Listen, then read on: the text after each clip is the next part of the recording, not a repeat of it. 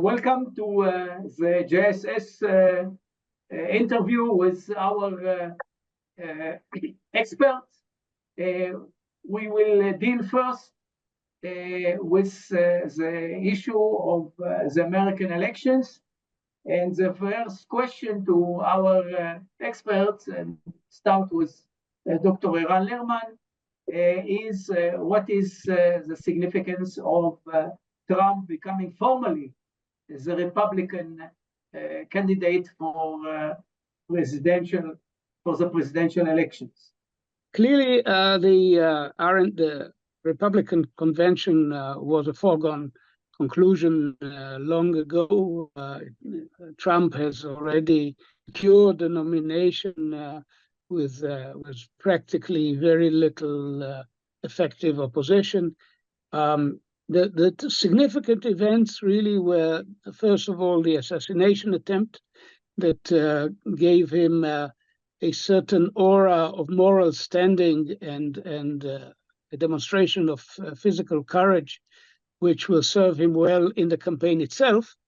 And secondly, the decision to appoint, and that is, I think, the most significant message in the broader sense coming out of the convention, to appoint J.D. Vance, the senator from Ohio, as his running mate, a very clear signal that he intends to stay very much within the I would say, intellectual and ideological template of what is referred to often as the MAGA, Make America Great Again, including on issues of foreign policy, a strong tendency to return to the isolationist, or at least the transactional interpretation of America's role in world affairs, and that in a more general sense would keep some of our other democratic partners of America on their toes, particularly in Europe and potentially also in Asia. On the other hand, Trump himself signaled a very firm anti-totalitarian position. He spoke very, I would say, in a very pointed way against China and its policy and against Iran. And in that context, Israel remains a unique ally in the Republican context. So, and in this, I think there's no difference between Vance, who also spoke in that sense, and Trump. Israel symbolizes American values for the Republicans in a way that is less relevant to other American allies. So all of this, in and of itself, is indicative that this is an administration. If they win, this will be an administration that will reconsider many aspects of American foreign policy, not necessarily the relationship with Israel. Professor Eytan Gilboa, what's your opinion of Trump's ascendance to the position of formal candidate of the Republican Party? We have to distinguish between two phases in Trump's campaign to win re-election. The first phase was Biden versus Trump. The second phase is now Trump versus Kamala Harris. The entire Republican convention was designed to present Trump against Biden. And Trump had substantial advantages going into the convention. The assassination attempt, we know from history, enhances the position of the person against whom the assassination was directed. So is it just a natural sympathy for the person who could have been killed while competing for the position of president? There was only one case in American history when an American president lost his bid for a second term and waited 4 years and then re-elected. And this was many years ago. Grover Cleveland. Cleveland. This was 1889 that he went for a second term. So we don't know. History does not provide us with much information about the kind of situation Trump is in.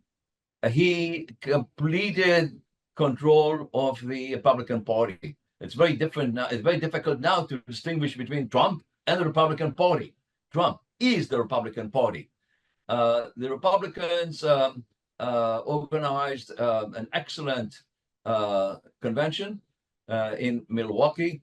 There was much unification inside the party. We know that there were about, 10%, maybe 15% of Republicans who were not that enthusiastic about Trump.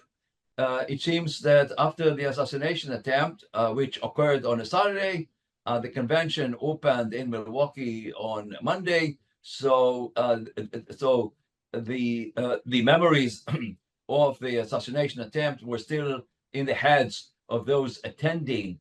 And so questions about Trump disappeared. He was able to project a unified supporting party in his candidacy. His selection of James David Vance is interesting. He is from Ohio. Ohio used to be what we call swing states, one of the swing states. So this is important. Also, Vance is on his right, so to speak. So while appointing someone to his right, he then presents himself as someone who is more moderate. He said he would deliver a speech of unification at the convention. We know Eric Trump, his son, wrote the initial speech. This is the acceptance speech, which he delivered on the last event of the convention. And after the assassination attempt, Eric said, Trump decided to tear up the speech, and he had to write another one. And he said that the other one would not be that aggressive and would call for unification instead of confrontation of the kind that Trump is so good at. Trump has been leading the polls at the national level, which are less important, but also at all the swing states. And this is important because we know that winning American presidential elections mean first and foremost just winning those 7 to 8 states. We know right now what the results are going to be in about 42, 43 states in the United States. Trump going into the Republican convention was leading all of them, and he was very confident in his ability to defeat Biden and to use the convention as a jumping place to increase his control of the polls, to increase his performance in the polls in the states that I mentioned before. We have seen much enthusiasm in the Republican Party. This was completely missing in the Democratic Party at the time. And I think the successful Republican convention was another challenge to Biden. There were a number of challenges. It seems to me that the assassination attempt, as well as the successful Republican convention, and the fact that suddenly Biden was infected by corona, all of those led to his decision to stop his race and to allow Kamala Harris to take his place. And I think that a new ball game now is going on. We can talk about that a little bit later, but I would only add that the dropout of Biden is a challenge to Trump because he prepared all of his campaign against Biden. Now that Biden is not there, he has to redesign his campaign against Kamala Harris. He was complaining, he said, that the replacement of Biden is changing the rules, and that this is a democratic maneuver to challenge him. But obviously, this is nonsense. This is not the case. But we should expect now a major change in Trump's campaign strategies and plans. We all know that things have changed. President Biden stepped down from the race, and Kamala Harris is a new face in the campaign. We'll still have to wait for the Democratic convention to be held in Chicago next month. What is the significance of this drastic change in the campaign? This was almost inevitable after Biden's very troubling performance at the debate, and the pressure from within the party became intolerable, even if he tried to defy it. And ultimately, he came to understand that he has become a burden rather than an asset to his party. The deeper significance right now is that the functions of president, the function of president and the function of campaigner have been separated. What it means practically is that the functions of campaigner, namely Kamala Harris running for president, and the function of president governing the country and handling some very delicate foreign policy and issues. There's nothing major coming up in domestic affairs, but foreign policy, including not only the Gaza situation, but also the challenge of Iran, are going to be handled by the president to a large extent separately from the issues of the campaign, which are going to focus around Harris, her personality, her outlook. She brings very little experience in foreign affairs, if at all. I mean, as vice president, she traveled, she met people, but she had her impact on foreign policy was very limited. This was mainly the work of three other people close to Biden, namely Sullivan, Blinken, and Burns, and this will continue to be the case. And she will concentrate on running essentially against Trump. She's not so much her own candidate as the anti-Trump, a woman symbolizing also the rise of minority populations in America, symbolizing the gender issue in this campaign, which is maybe will become more acute with J.D. Vance on the ticket. These are the subjects that will dominate the campaign.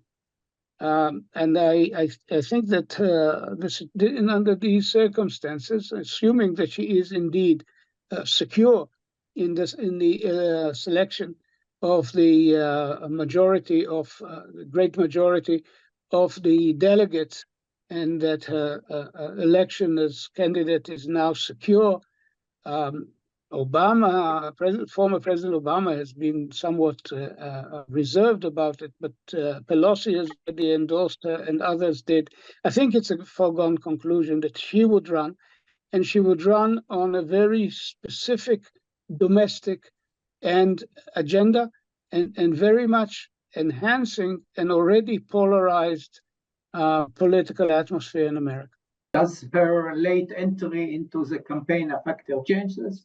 It revitalizes it because the Democrats, because they were going to face a Republican onslaught on Biden's ability to function, And now it's the Republicans who have to basically rewrite the book on this campaign, which gives her a leg up with certain populations, the young, women, minorities.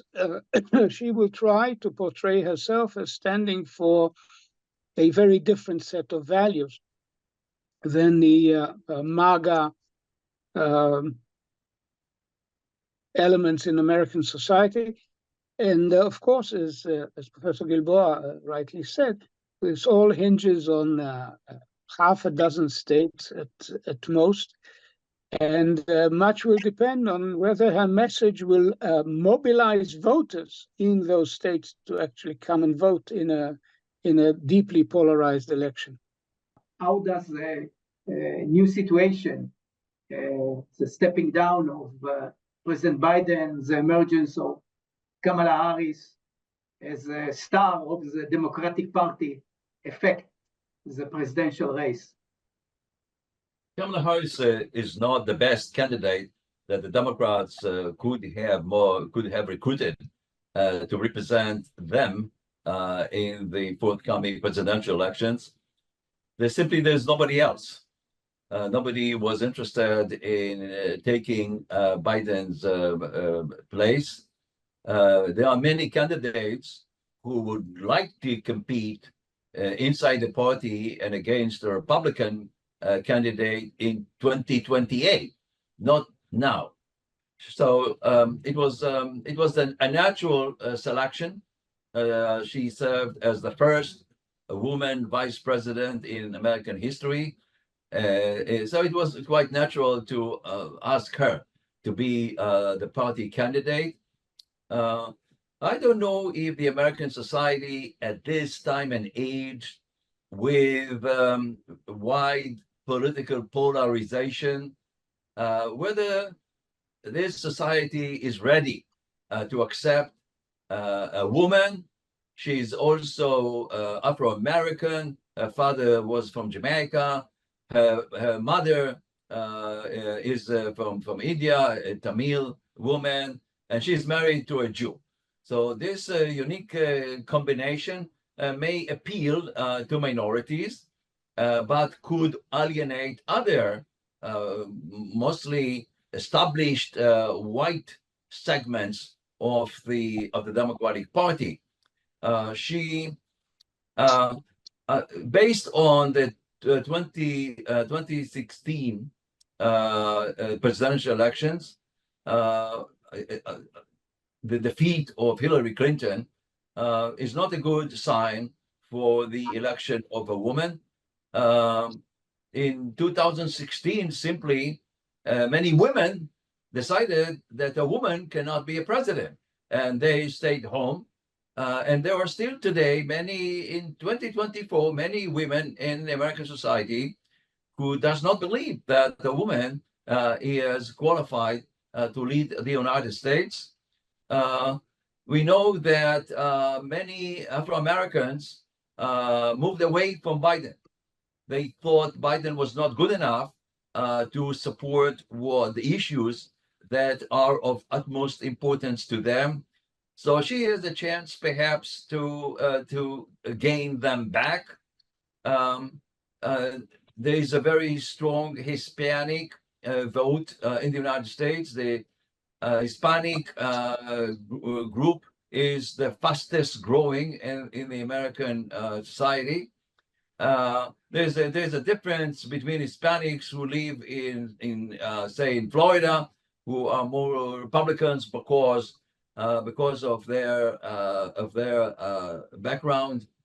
They left Fidel Castro's Cuba, and Hispanics in other places. Hispanics usually vote like 70% for Democrats and about 35% for Republicans.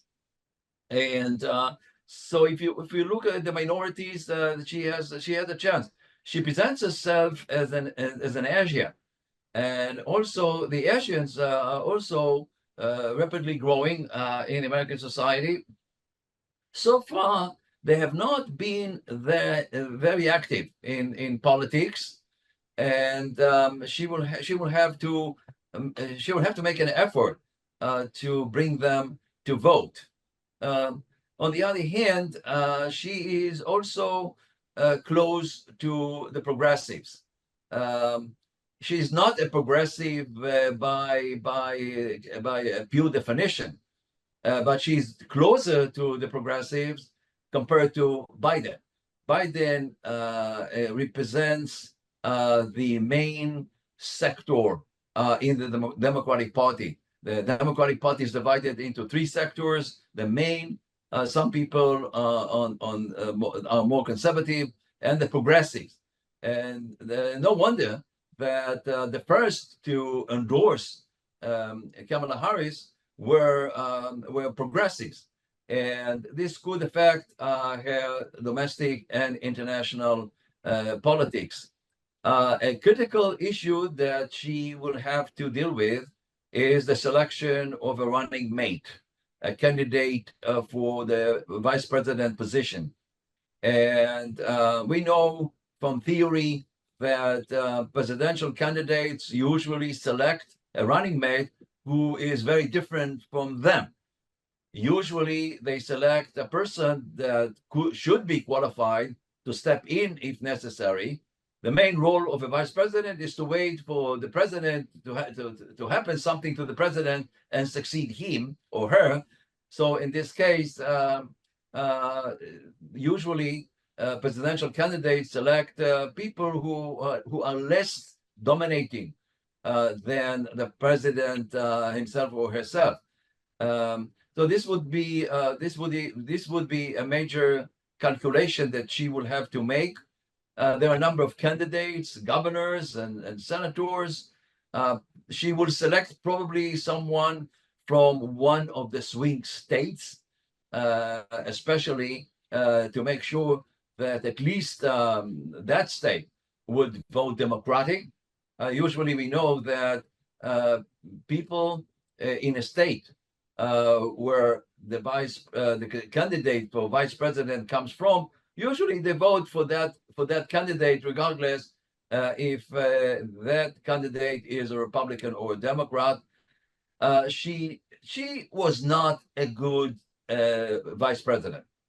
She was very mediocre, partly because Biden did not allow her to do much, and partly because she had no experience in the federal government.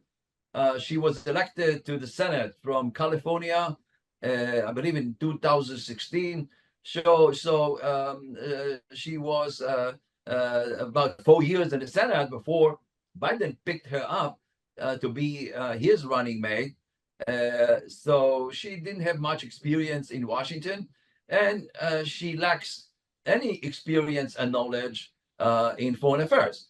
So her challenge is to pick, I believe this week or maybe next week, at the beginning of next week, someone who could be a dominating person with background in foreign affairs, who could really support support her and fill in her deficiencies as a presidential candidate.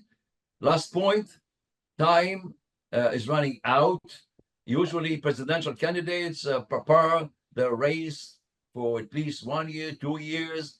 In this case, she has only a few weeks before the Democratic convention, and presidential elections will be held on November 5th. This would be a very difficult and highly pressurized campaign against Trump. We'll move to things maybe are closer to our heart. This is foreign policy issues, particularly the Middle East. To what extent are those issues important for the presidential campaign? Dr. Lerman, please. Well, I would say as a first cut, I would say much less now than it would have been if Biden had stayed, because the very personality and the symbolism of Kamala Harris as a candidate puts at center stage questions of of gender identity, of minorities, of social justice, and above all, of the rule of law. She is a former prosecutor, and she intends to turn this campaign into a prosecution of Trump. And she says so loud and clear. All of this would steer attention, I believe, away from Middle Eastern and affairs, and perhaps from foreign policy generally. It's an interesting question whether Biden will feel obliged to conduct himself in foreign affairs in a manner which is conducive to her prospects. But I'm not necessarily sure that this is going to be the case. His team will continue to look at things as they seem to them, I believe, on their merits. I doubt very much that even if she wins, that this team would stay put. So they are not looking now at continuity, but rather at leaving an effective legacy in foreign policy. The administration will continue to focus on trying to bring about at least a temporary ceasefire, a hostage deal between Israel and Hamas, pushing for a regional dimension, a breakthrough with Saudi Arabia.